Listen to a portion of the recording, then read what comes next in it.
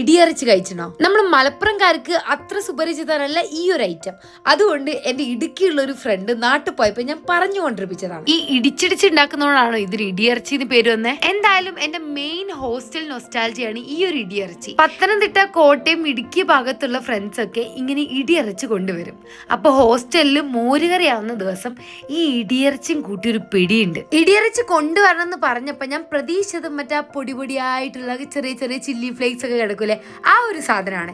കാരണം അത് മാത്രമേ ഞാൻ കഴിച്ചിട്ടുള്ളൂ. അവൻ കൊണ്ടുവന്നത് ഇങ്ങനെ ഒരു ഡ്രൈഡ് ആയിട്ടുള്ള ഒരു ബീഫായിരുന്നു. ഇതിനെ കുക്ക് ചെയ്താണ് ഇടിയറച്ചി ആക്കേണ്ടതെന്ന് എനിക്ക് ഇപ്പോഴാണ് മനസ്സിലായത്. എന്തായാലും ഞാൻ കുറച്ചു നേരം വെള്ളത്തിലൊക്കെ ഇട്ട് നന്നായിട്ട് ഇടിച്ച് കുറച്ച് ചുമന്നുള്ളിയും ഇഞ്ചിയും വെളുത്തുള്ളിയും കരിവേപ്പും ചില്ലി ഫ്ലേക്സും അതുപോലെ തന്നെ പെരിഞ്ചീരൊക്കെ ഇട്ട് ചെറുതായിട്ട് മൂപ്പിച്ചു. ഇത് ഉണ്ടാക്കുമ്പോൾ മൊത്തം ഇത് ഞാൻ വിചാരിച്ച രീതിയിൽ വരുമോ എന്നുള്ളൊരു ടെൻഷനിലായിരുന്നു ഞാൻ. എന്തായാലും ഈ ബീഫൊക്കെ പാടി ഇട്ടിട്ട് മിക്സിയിൽ ഒരു കറക്കിയപ്പോഴാണ് എനിക്കൊന്ന് സമാധാനമായത്. കാരണം ഞാൻ പ്രതീക്ഷിച്ച അതേപോലെ അത് വന്നിട്ടുണ്ട്. ഞാൻ അധികം മസാലകളൊന്നും ഇട്ടിട്ടില്ല, കാരണം ഇതിൽ തന്നെ ചെറിയ മുളക് പൊടി എന്തൊക്കെയോ സംഭവങ്ങൾ ഉണ്ടായിട്ടുണ്ടായിരുന്നു. അതിൻ്റെ ആ ഒരു ഒതന്റിക് ആ ഇറച്ചിയുടെ ടേസ്റ്റ് എനിക്ക് കിട്ടണമെന്നുണ്ടായിരുന്നു. അങ്ങനെ ഇതെല്ലാം ഇട്ട് ഒന്ന് മിക്സ് ചെയ്തപ്പോൾ തന്നെ നല്ല മണക്ക് വരുന്നുണ്ട്. അതിൻ്റെ കുറേ കോപ്രായങ്ങൾ എൻ്റെ അടുത്ത് കാണും. ഇത്തിരി ഒരു ഉപ്പും കൂടി ഇട്ട് കൊടുത്തു. അപ്പോഴാണ് ഉപ്പൊന്ന് ബാലൻസ് ആയത്. സംഭവം നല്ല കിടിലൻ ടേസ്റ്റ് ആയിരുന്നു. ഞാനിത് ഓൾറെഡി കഴിച്ചതാണ്. ഞാനാണെങ്കിൽ സൂഫിനെ പറഞ്ഞ് മൂപ്പിച്ച് വെച്ചിട്ടുണ്ട്.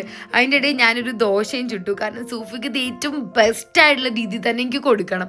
ഞാൻ പരിപ്പ് കറി ഉണ്ടാക്കുന്നുണ്ട്. ദോശയും പരിപ്പ് കറി എന്ത് കോമ്പിനേഷനാണ് ചോദിക്കരുത്, എനിക്ക് അറിയില്ല. കാരണം എനിക്ക് ഇതാണ് പെട്ടെന്ന് ഉണ്ടാക്കാൻ കിട്ടിയത്. പിന്നെ സ്പൂണൊന്നും എടുക്കാൻ നിന്നില്ല, വാരി അങ്ങ് ഇട്ടു. കാരണം ഞാൻ കഴിച്ചൊരു സാധനം ആ സെയിം ടേസ്റ്റിൽ എനിക്ക് സൂഫിക്ക് എത്തിക്കണം എന്നുള്ളൊരു മൈൻഡ് മാത്രമേ ഉള്ളായിരുന്നു. അറ്റ് ലാസ്റ്റ് ഇതൊക്കെ പാടങ്ങ് കൂട്ടി ദോശ, പരിപ്പ് കറി, ഇടിയറച്ചൊക്കെ പാടെ കൂട്ടി അങ്ങ് പിടിച്ചപ്പോ എന്റെ റബ്ബേ സ്വർഗം. ഞാൻ ഒരു നിമിഷം ഹോസ്റ്റലിന്റെ മെസ്സിലാണോ എന്നൊന്ന് ആലോചിച്ചു പോയി. കുറച്ച് ഓവറായില്ലേ? അറിയാം, എനിക്ക് ഫുഡ് കിട്ടിയാൽ ഞാൻ കുറച്ച് ഓവറാണ്.